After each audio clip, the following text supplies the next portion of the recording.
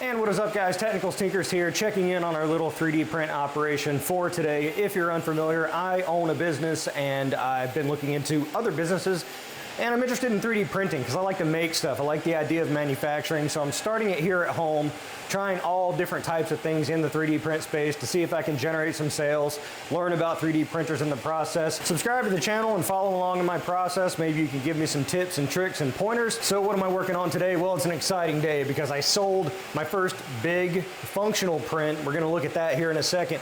Everything else is pretty quiet. If you saw yesterday's episode, had a lot coming off the plate, but I've really been focusing on that big thing. The only other thing of note here on the P1P, our teddy bears for our secondary character model have been an absolute nightmare. I migrated this spool off of the cardboard spool onto the bamboo spool without my spool roller. I don't know how I got it on there, don't ask, but it's on there, and hopefully we don't have too much longer. It says we got what? I think it says 1 hour and 41 minutes left on our teddy bears. Hopefully that's the case. Our discharge solution's working pretty good. Got a little tray coming in for that. A1's quiet, but been doing a lot of prototyping on the A1 for our rip-off roller stand thing for charity. So we're gonna be putting that together later. Cobras are quiet, but they just came off a big job. We had a triple order of the CPU mining stands. Sovol's quiet, but the real story's over here.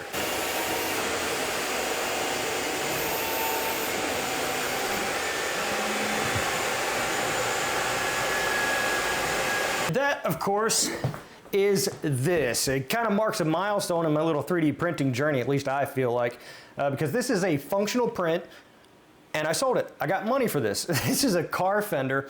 A very kind subscriber reached out a few days ago. If you've been following the channel, I've been commenting on it and kind of showing some B-roll of it.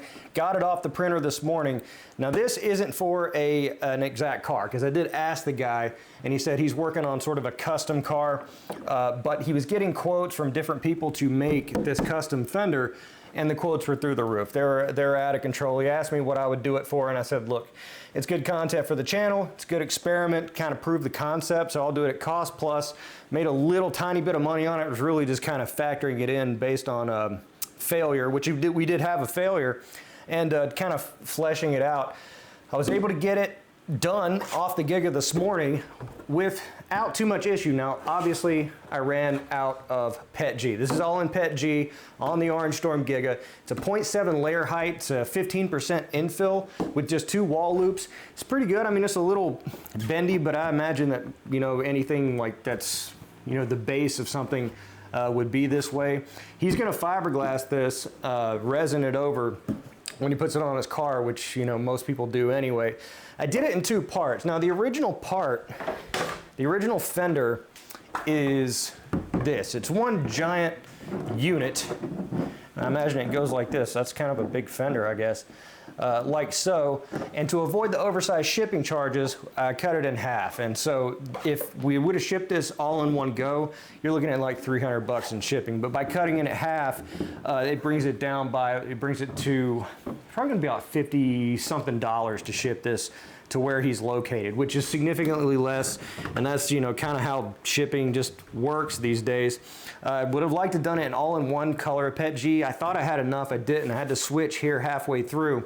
And we did have a failure here on this section. I'll kind of note that here. So as this was printing, right where I did the filament change, it had some separation. So I think it was because of the way this was sitting on the plate. It kind of has a very aggressive lean. So I painted some supports on here just to like make sure that it wouldn't just kind of tip over.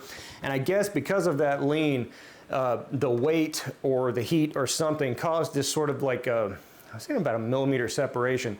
And so when the head came back around to start it again, it was a pretty significant separation there.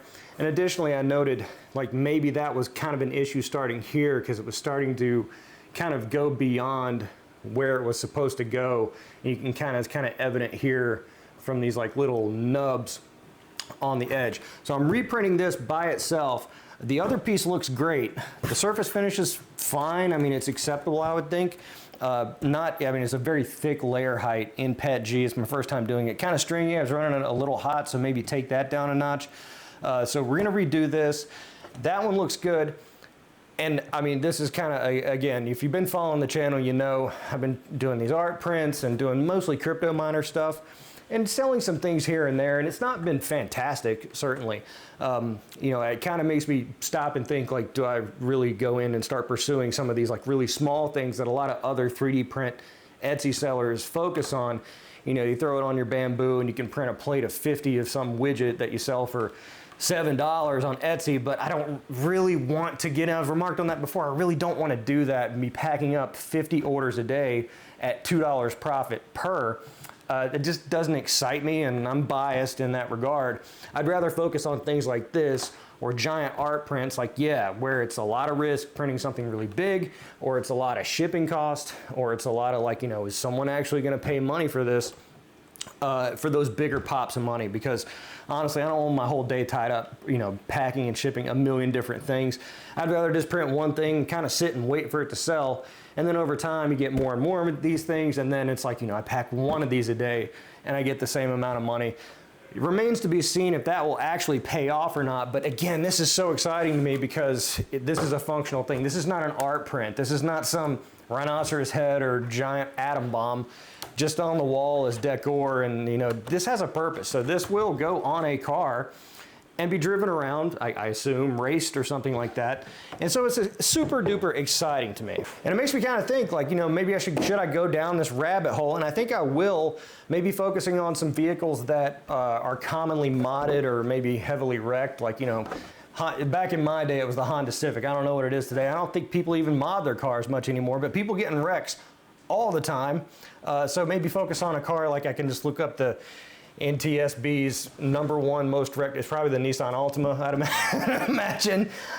You know, maybe just start printing fenders for Nissan Altimas and you know, just put them on the internet, because I'd have to do some price research to see what it is. But overall, this took about 3 kilos of PET G, and so that's roughly, let's say, $35, $40. $40 to print this.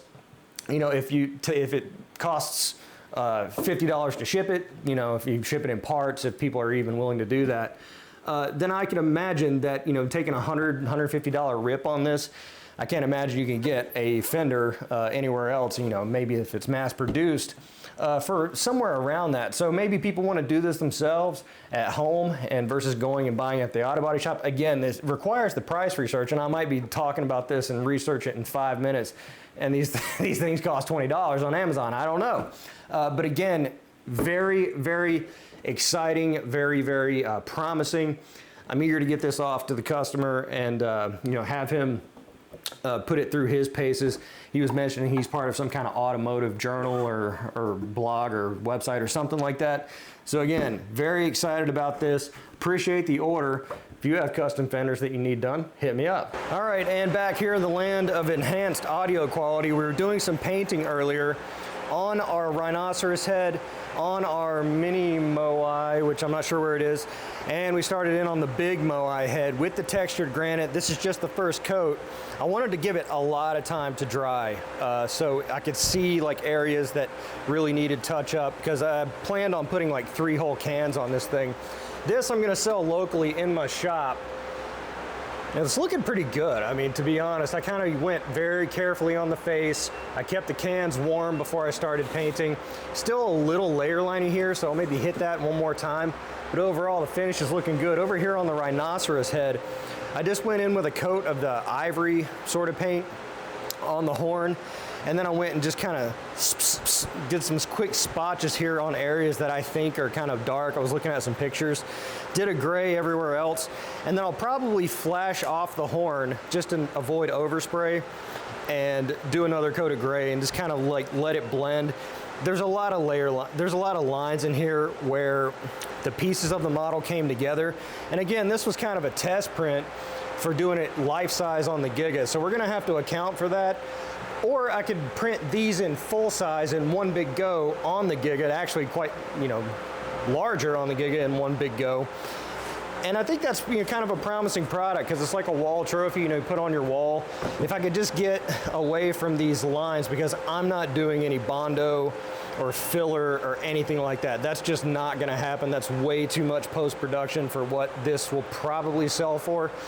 You know, if this was selling for like $600 or something, maybe probably even not that, because it's just I have no patience to sit here and fine tune this. And I feel like if I did fill it in, it would be even more noticeable because, you know, you got to sand it and contour it and things like that. So I think that this thing is probably destined for, like, you know, the discount bin, maybe at a store or something like that, but certainly promising. You know, it's striking without those lines in between the model.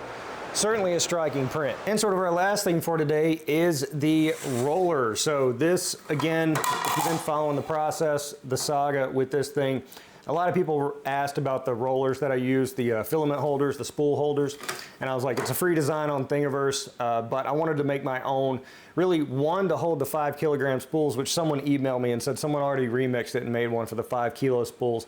I was like, that's fine, it's whatever, because my ultimate goal with this, even though I'm like, I took the design, measured it, and just quite literally made my own with this exact same principles. I didn't use any of the original files, because I wanted to be like, sure, I'm copying it, but I'm not using any of the files. So you take from that what you will. I know a lot of people don't like that, but I don't really care. It's, you know, out there at the world, and I didn't do any of the files, so it's kind of the same thing. Hey, Bridgestone didn't invent the tire. That was Dunlop, and you know, it's a tire. So same principle, right? Plus, my goal for this is to put the file on Cults, or, you know, maybe even on Etsy or whatever. And then all the sales, all the proceeds from it, I'm gonna list it for like $1, go to charity, because we did the charity payout with all of our YouTube revenue last month, and I wanted an ongoing thing for charity. So what I'm gonna do is put this on. If you pay $1 up for it, it's a great spool holder. It's fantastic. I really like them.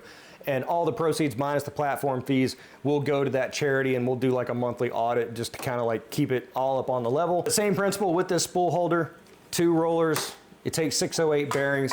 You put your spool in the middle, and boom, it holds it in place. And that way, if anything ever back winds, it has no place to go. The filament has to go back through there. And even if it does kind of slack up or anything, it can't jump the spool. It can't jump outside the rail unless under some sort of extreme circumstance.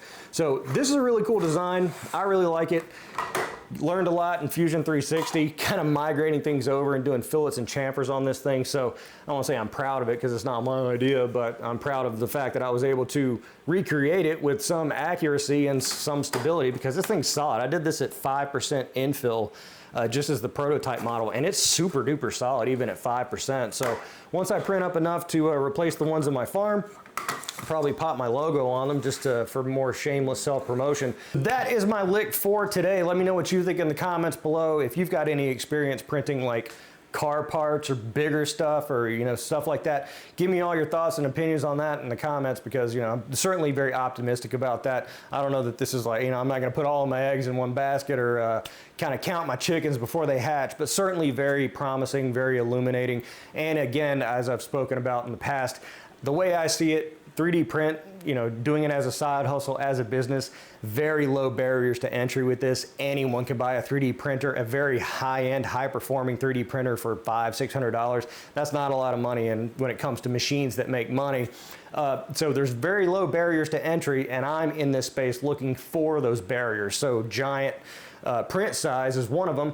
Printing giant things, very risky, could waste a lot of filament, a lot of space taken up. You know, a lot of people just don't want to mess with that, and so that's a barrier within a space that has virtually no barriers to entry, and so that's kind of why I like exploring it, and I think the car part might be a winner. So let me know what you think in the comments below. Be sure to like the video, because it's the nice thing to do, and subscribe for more content like this. I'm The Technicals. See you next time.